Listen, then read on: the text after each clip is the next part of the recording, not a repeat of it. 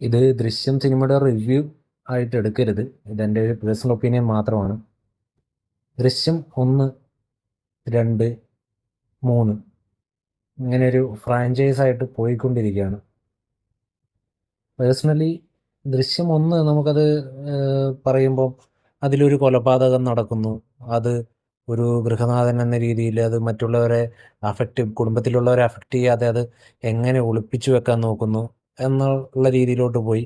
2, അതിലോട്ട് എന്തായാലും വീണ്ടും അതിലൊരു അന്വേഷണം വരുമെന്ന് അറിഞ്ഞുകൊണ്ട് തന്നെ അതിന് മുൻകരുതലെടുക്കുന്നു.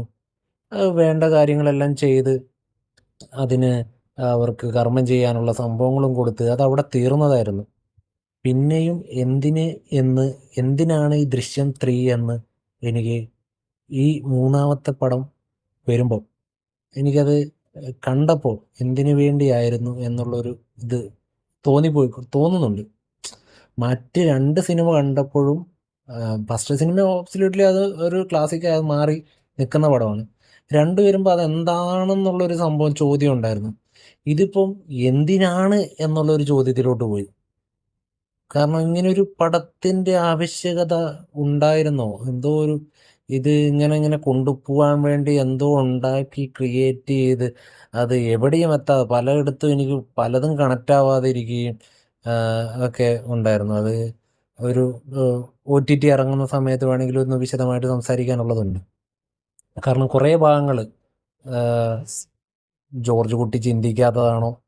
അല്ലേ അങ്ങനെ വേണമെങ്കിൽ നമുക്ക് ചിന്തിക്കാം. പക്ഷെ മറ്റ് പലതും ചിന്തിക്കുന്ന ജോർജ് കുട്ടി ഇത് ചിന്തിക്കാതെ പോയി എന്ന് പറയുന്നതും, പിന്നെ ഒട്ടും കൺവിൻസ്ഡ് അല്ലാത്ത രീതിയിൽ പല പല ഭാഗങ്ങൾ, പിന്നെ കുറച്ച് സീരിയൽ ടൈപ്പ്, അത് പിന്നെ എല്ലാ ഭാഗത്തും ഉണ്ട്. ഈ കുടുംബ സിനിമ ചെയ്യുമ്പം എന്തായാലും ഒരു സീരിയൽ ടൈപ്പ് കുറച്ച് ഭാഗങ്ങൾ എന്തായാലും സീരിയൽ ടൈപ്പിലോട്ടെല്ലാം പോകുന്നുണ്ട്. കുറച്ച് കഥാപാത്രങ്ങൾ എന്തിനു വേണ്ടി വന്നു, അത് പെട്ടെന്ന് നിന്നുപോയി, അതായത് അതിലൊരു കംപ്ലീറ്റ്നെസ് വരാതെ പോയി. അങ്ങനെ എനിക്ക് കുറേ കാര്യങ്ങളിൽ അങ്ങനെ തോന്നി.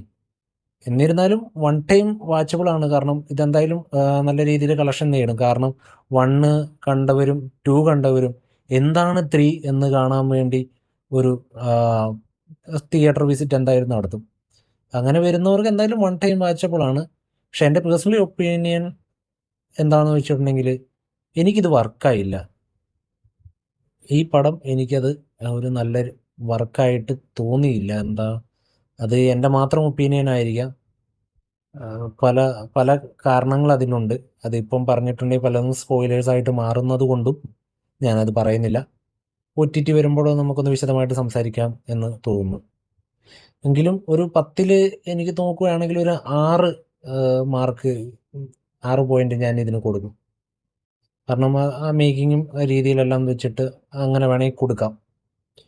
പക്ഷെ എനിക്കൊരു ഒട്ടും ദൃശ്യം ഫ്രാഞ്ചൈസ് ആയിട്ട് കണക്ക് കൂട്ടുകയാണെങ്കിൽ ഒട്ടും തൃപ്തി തരാത്ത ഒരു പടമാണ് 3. ഇനി 4ലോട്ട് പോകേണ്ടതില്ല എന്നാണ് എൻ്റെ പേഴ്സണൽ ഒപ്പീനിയൻ. അത് കൊണ്ടുപോയിട്ടുണ്ട്. അത് അത്രയും നാടകീയത രീതിയിലോട്ട് അത് പോകുമോ എന്നൊരു ചിന്ത. കാരണം ഇപ്പം തന്നെ അതൊരു കൈവിട്ട കളിയായിരുന്നു. ഈ ദൃശ്യം 3 എന്നുള്ളൊരു ഇത് തന്നെ ഒരു സുഖമില്ലാത്ത രീതിയിലായിരുന്നു.